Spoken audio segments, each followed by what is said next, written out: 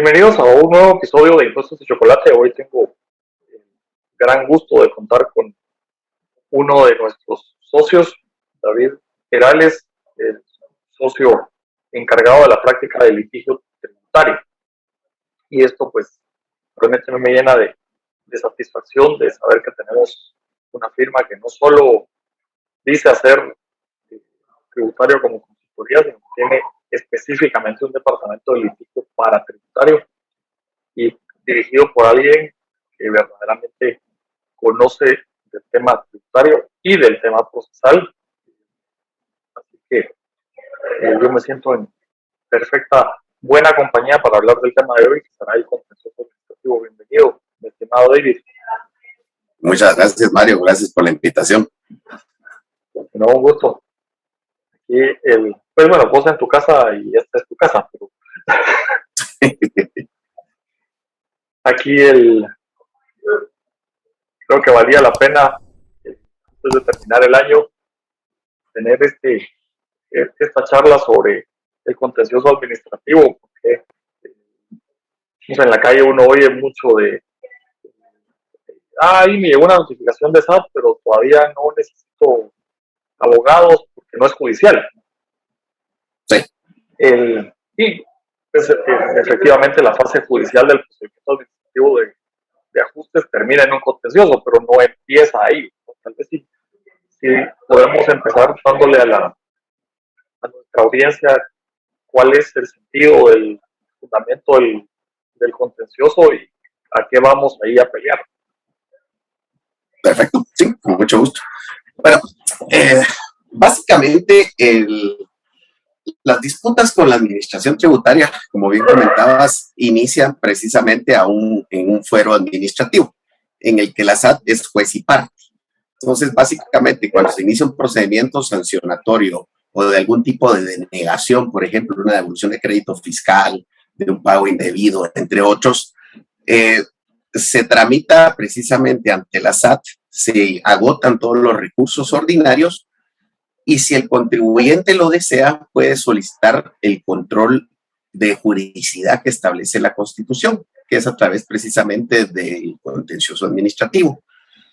Este contencioso administrativo lo crean los constituyentes precisamente para la protección de los ciudadanos, para evitar actos arbitrarios de la administración pública y con ello poder verificar que los actos y resoluciones que emiten del poder público estén acorde no solo a la ley, sino también a los principios del derecho, la Constitución y la propia ley también. De esa cuenta, entonces, se crea lo que es el principio de juridicidad, no solo de legalidad. Anteriormente, en la Constitución previa del 85, era de legalidad, pero aquí se hace más amplio, porque lo que se busca es dotar precisamente a los gobernados de tener esa protección adicional de que no solo por aplicar una ley se le puede afectar sus derechos, sino que tiene que velar primero por la aplicación de la Constitución y ver que tanto la Constitución como la ley no estén afectándole los que son los principios generales del derecho a toda persona.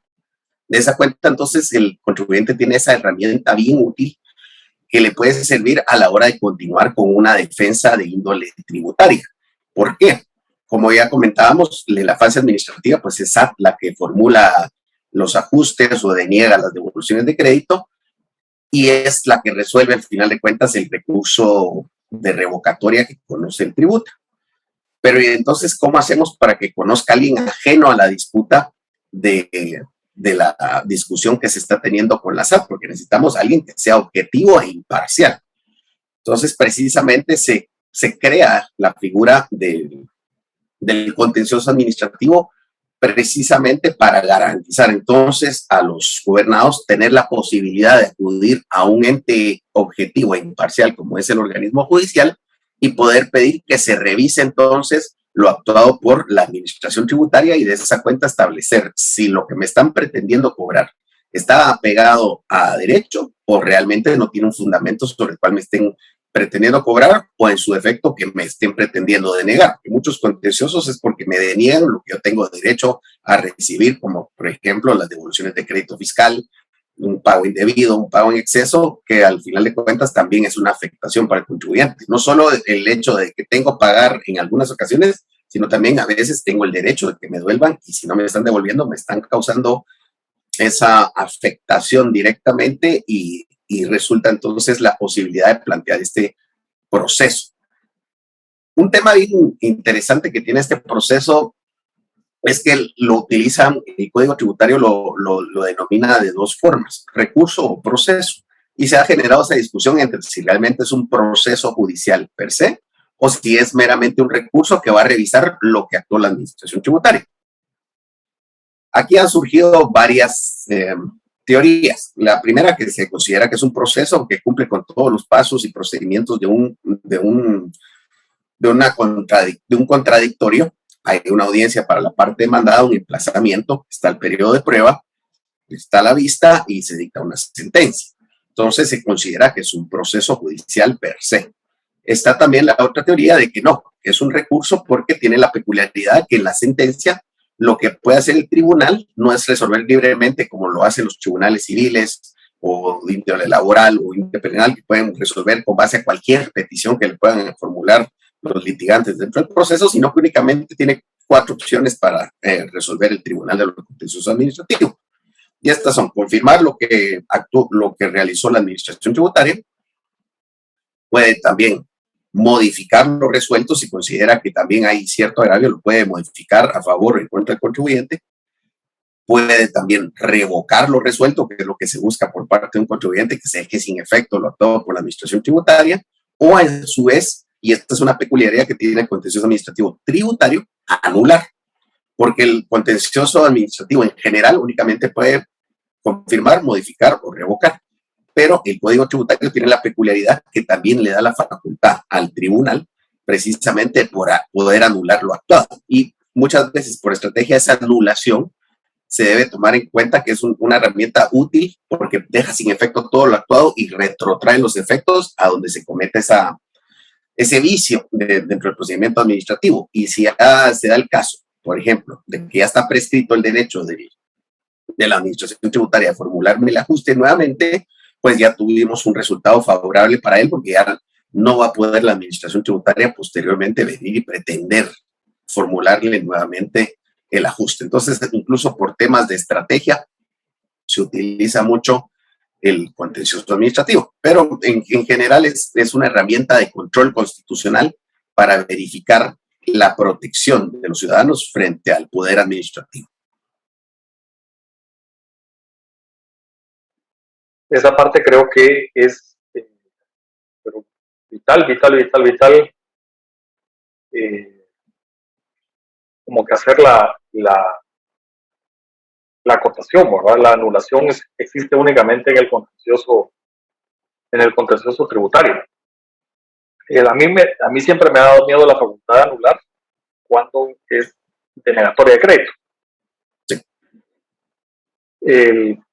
Pero me ha hecho sentido que esté en la norma porque el Código Tributario sí tiene nulidades y permite nulidades durante el procedimiento administrativo, que la ley de los contenciosos administrativos no contiene, ¿verdad? Correcto. Y ahí pues como que va pegándole pues, al final es una reforma que le hicieron a las capacidades del Tribunal de lo Contencioso Administrativo Tributario. Sí. Porque no estaba en la redacción original esas sus facultades de anular, pero como que va acorde a que la nulidad administrativa no procede si procede recurso revocatoria y al momento de resolver el recurso revocatoria pues, pudiera seguir persistiendo ese vicio de nulidad y uno va a estar alegando de falta de publicidad esa violación. Es correcto. ¿Te ha sucedido algún caso en el que haya habido anulación? Sí, tenemos uno justamente, peleándolo en casación, todavía no surtió efectos la anulación, pero sí, es lo menos común. Usualmente se van por revocatoria, pero sí, tenemos un caso en el que se declaró la anulación de lo actuado por parte de la Administración Tributaria. Y justamente es un tema de evolución de crédito fiscal. Lo que aquí sí nos interesa es que nos entren a resolver, porque no quería conocer la Administración Tributaria y precisamente lo que queremos es que quede firme para que lo regresen y que se vea obligada la Administración Tributaria a conocer precisamente de la petición que se le estaba formulando de la devolución de crédito fiscal. Sí, de los casos que me traje, ahí tenemos uno que ahora está en fase administrativa de nuevo, devolución de crédito, porque sí declararon la nulidad respecto a la separación del expediente y haber denegado la devolución en una resolución y luego iniciado un expediente de ajustes. Entonces el tribunal dijo, no, el expediente de ajustes no podía hacerlo en el expediente separado al de devolución. Sí, se anula el expediente de ajustes y dentro del expediente de devolución tiene que conferir audiencia. Excelente. Y ahora estamos en la audiencia. Sí, pues, pero permite por lo menos conocer y discutirlo de forma un poco más técnica. Sí, pero teníamos el riesgo de que nos cayera en una de esas salas que se tarda como 30 años en resolver y que nos resolviera como nulidad al final de cuentas. Sí, y ese es un buen tema, porque mucha gente se preguntará cuánto se tarda el contencioso administrativo, porque hay que tomar en cuenta que las disputas de índole tributario me están generando intereses. Al final de cuentas, la SAT me cobra multas e intereses hasta que yo no le haga el pago efectivo. Entonces, si yo resulto vencido, por ejemplo, en la fase administrativa y planteo el contencioso, tengo la opción, porque no es requisito, a diferencia de otros países, porque incluso aquí en Centroamérica se cobra lo que es el solve et repete, que es básicamente el derecho que tengo yo para poder seguir peleando, pero en otras jurisdicciones se solicita un pago. Aquí en Guatemala no.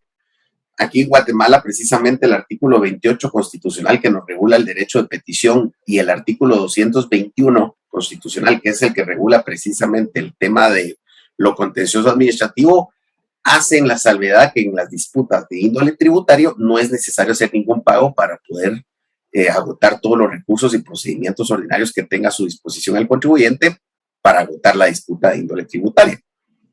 Entonces es importante tomar en cuenta que no tengo que pagar yo previo para poder pelear, pero sí tengo que tomar en cuenta que la SAT, si llegase a ser vencedora dentro del proceso, me va a cobrar hasta el último día en que yo le haga efectivo el pago, me va a cobrar los intereses.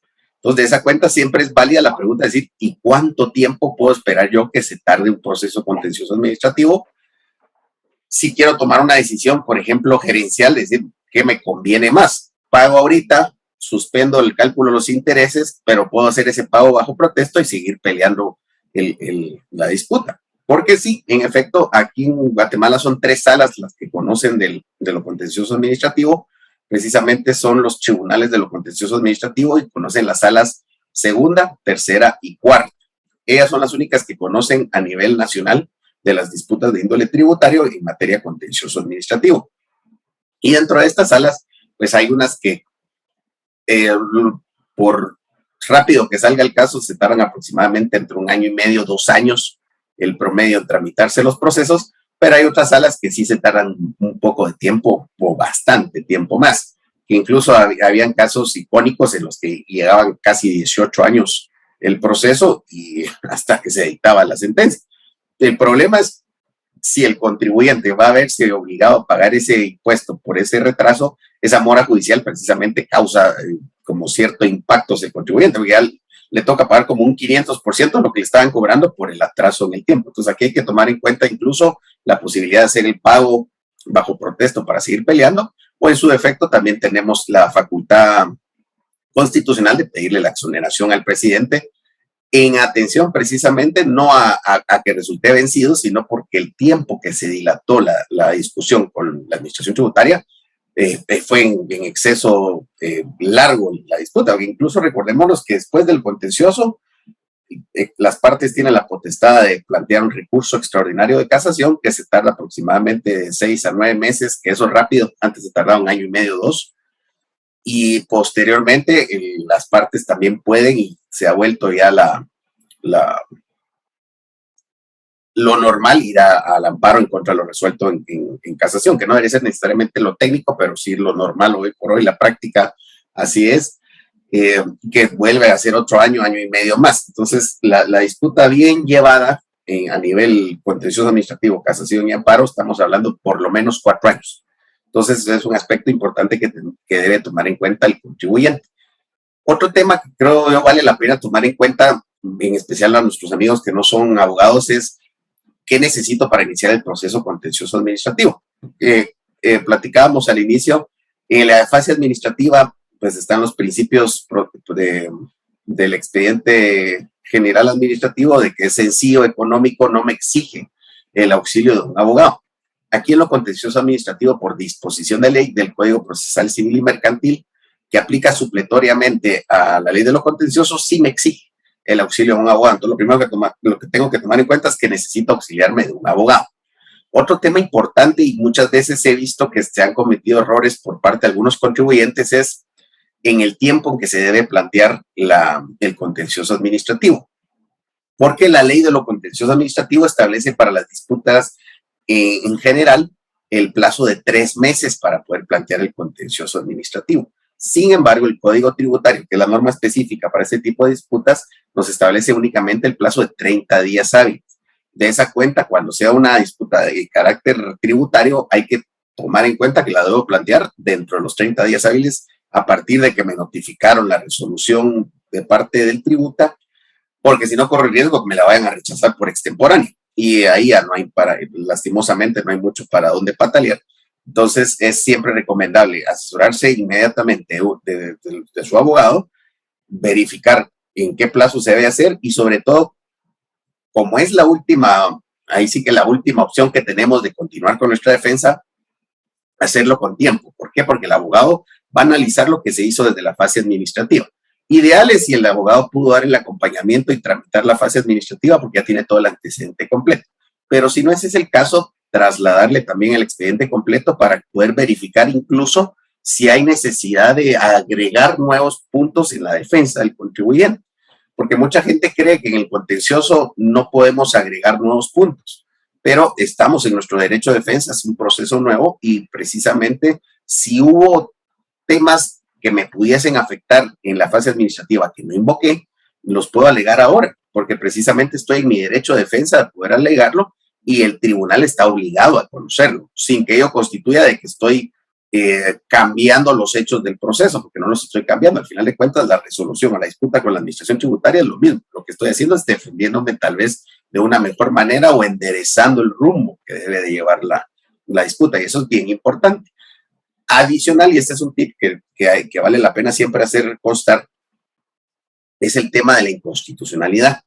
Tenemos la opción de plantear también si consideramos que una ley, a nuestro caso, es inconstitucional, podemos pedir la inconstitucionalidad en caso concreto. En la expediente administrativo como tal, únicamente tenemos la obligación de señalarlo. ¿Por qué? Porque la administración tributaria no va a poder venir y resolver sobre la inconstitucionalidad de la norma, porque eso le corresponde únicamente a los tribunales de justicia dicho pronunciamiento. Entonces, lo que sí nos pide la ley de amparo es que lo señalemos en la fase administrativa. Y esto es importante, ¿por qué? Porque si no lo hacemos, no perdemos el chance de plantearlo, ya sea como acción en lo contencioso administrativo, como un incidente o incluso en casación, como uno de sus motivos de procedencia.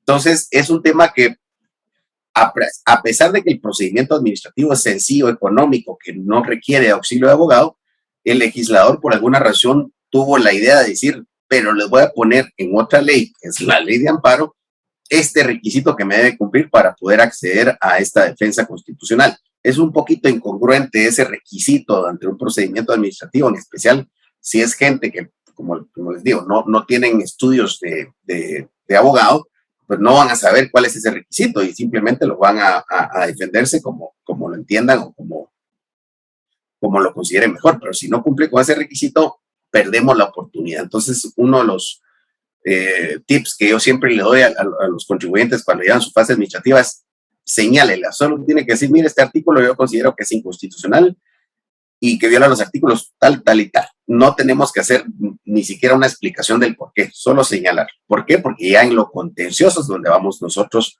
a poder tener la posibilidad. Porque esta inconstitucional lo que va a buscar es sacar del radar o de la disputa la aplicación de esa norma. Entonces, si esa norma me está diciendo, mire, usted tiene que pagar este impuesto, yo considero que es inconstitucional y lo puedo plantear y me lo declaran con lugar, el tribunal lo que va a decir es, bueno, tengo que resolver la disputa quitando esta norma.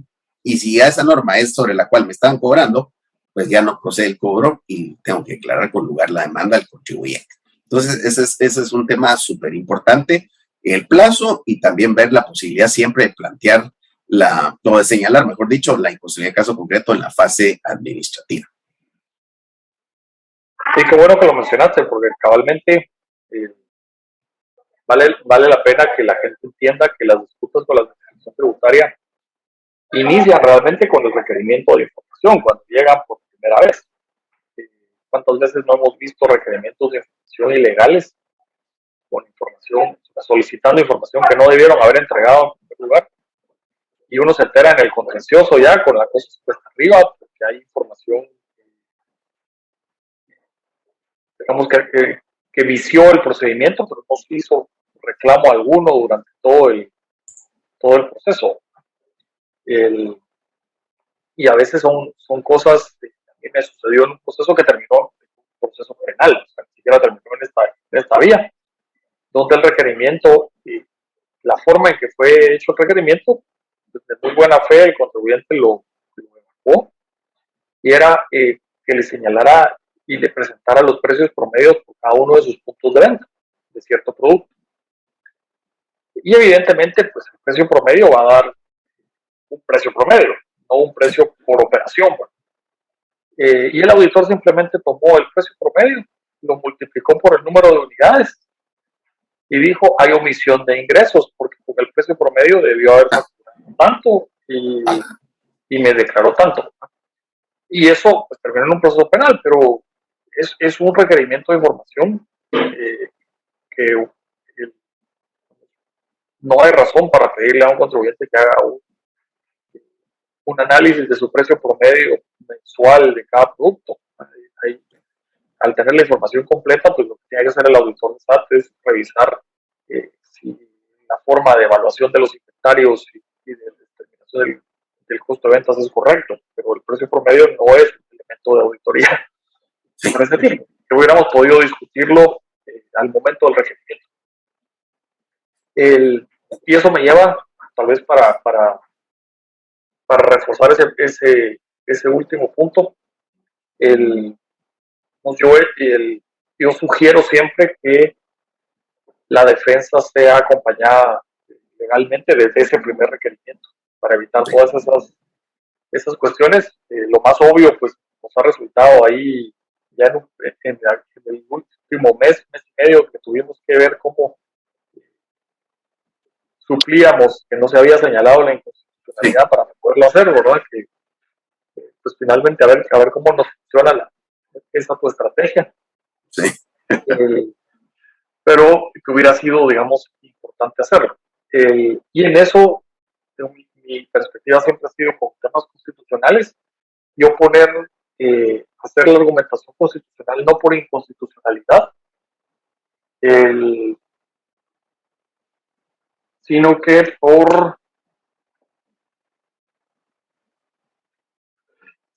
porque el Código Tributario nos establece principios constitucionales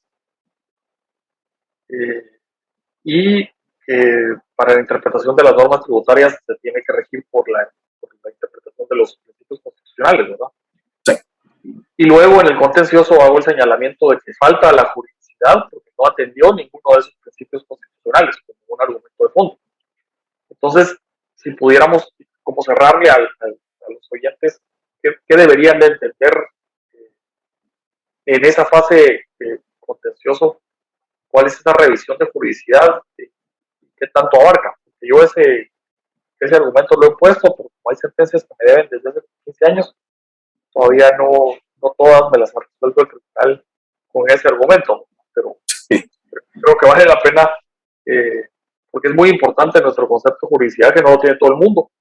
Sí. Algunos países lo tienen y otros no, pero también para dar por qué en la parte inicial, en la parte administrativa, vale la pena el acompañamiento legal que nos ayude luego en el contencioso.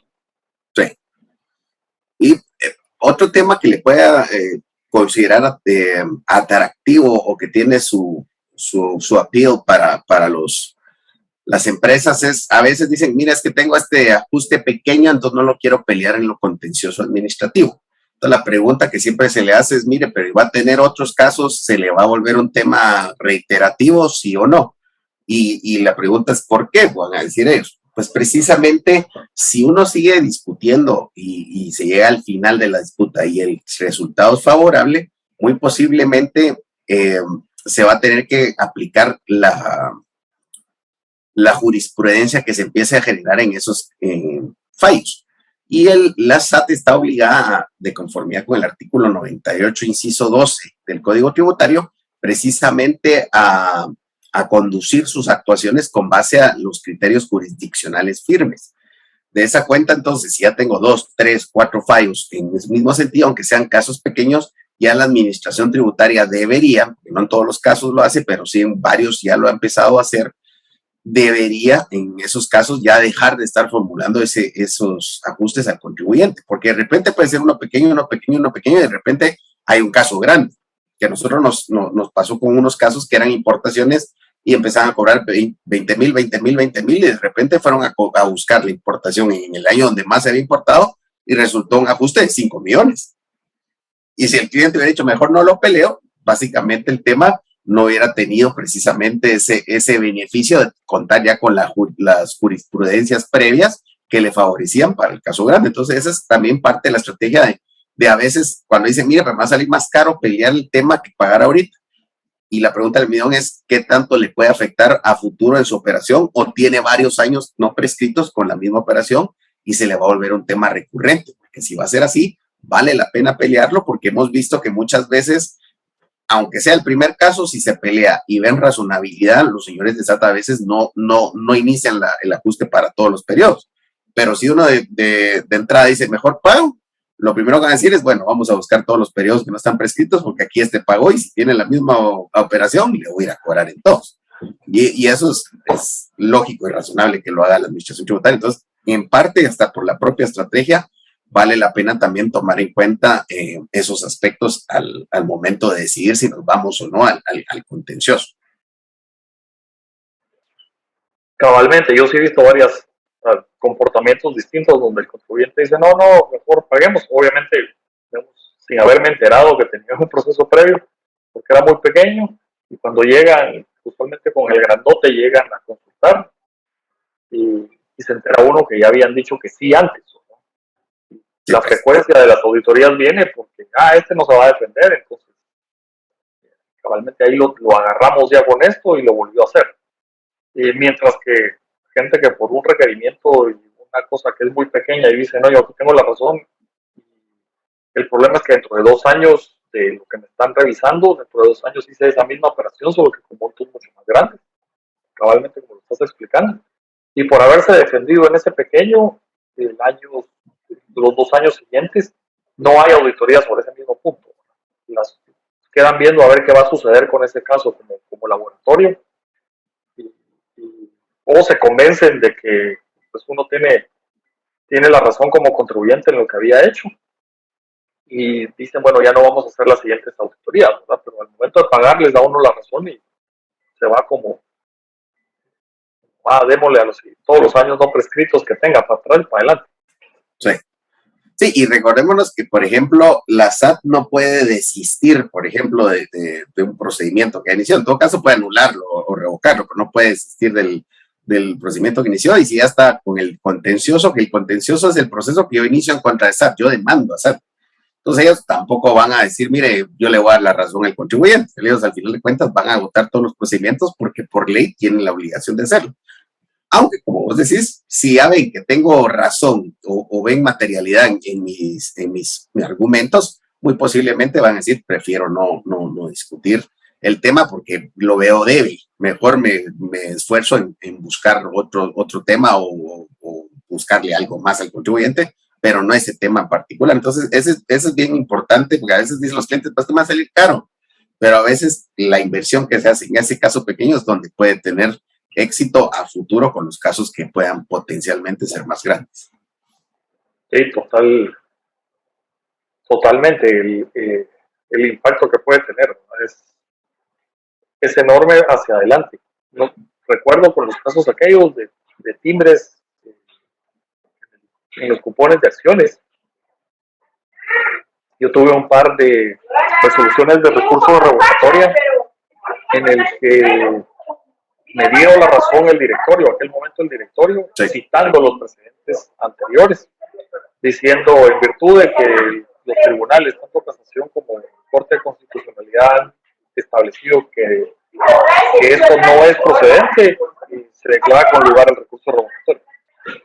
Tristemente, como al año de eso, hubo un fallo ahí de la Corte. Cuando ya existía certeza jurídica y respeto del fallo, surgió ahí ese cambio de doctrina triste. No sé, digo, 16 años de estar recibiendo sentencias favorables y luego de un plomazo salen con una cosa que está redactada con las patas, hasta haciendo desdén de un artículo que claramente dice que el contribuyente tenía la razón. Sí. Sé que leíste la sentencia esa, entonces ahí uno dice, no puede ser que un tribunal constitucional cite un artículo diciendo que no dice lo que literalmente dice, ¿no? Sí, hombre, es terrible. Pero, ni modo, a veces cuando la justicia se maneja con agenda política, tiene esas consecuencias, ¿verdad? Y ahí en el tribunal pues han pasado algunos activistas políticos disfrazados de magistrados. Ahorita, gracias a Dios, pues ya no están ahí. Sí. Espero que no regrese nunca. Pero, pues, pues bien, no sé si quisieras cerrar con algún consejo para los contribuyentes que quieren cumplir con la ley, pero no quieren cumplir en exceso de la ley. Sí. Este tema. Y me encanta eso que acabas de decir, porque ese es un tema que yo repito como loro siempre, y los que han sido mis alumnos de la maestría o los que me han oído en charlas me dicen, repite lo mismo, pero sí, en efecto, el artículo 135 en el inciso D me dice que tengo obligación de contribuir al gasto público, traducido en otras palabras, paga impuestos, pero, y con un gran pero, de conformidad con la ley. Entonces yo únicamente tengo que estoy obligado a pagar mis impuestos de conformidad con lo que pida la ley. Si lo que me están pretendiendo es cobrar más impuestos por criterios arbitrarios, hay que defenderlos. No hay peor defensa que la que no se hace. Yo creo que siempre hay que agotar, siempre existe una posibilidad. Si me defendí mal en lo administrativo, de todas maneras puedo encaminar bien la defensa, puedo generar otro tipo de medios de prueba que en lo administrativo no, porque a pesar de que existe una libertad, entre comillas, probatoria que establece el Código Tributario, ya sabemos que existe un enamoramiento con la prueba documental por parte de la administración tributaria, y si le pedimos otro tipo de medio de prueba, un reconocimiento ocular, un dictamen de expertos, que nombren a algún experto en particular para hacerlo, aunque lo va a pagar el contribuyente, no lo dan. De esa cuenta, es mejor irnos al contencioso administrativo, porque ahí sí está obligado el tribunal a tramitarlo, lo vamos a lograr generar y eso aumenta las posibilidades de éxito en la disputa para el contribuyente.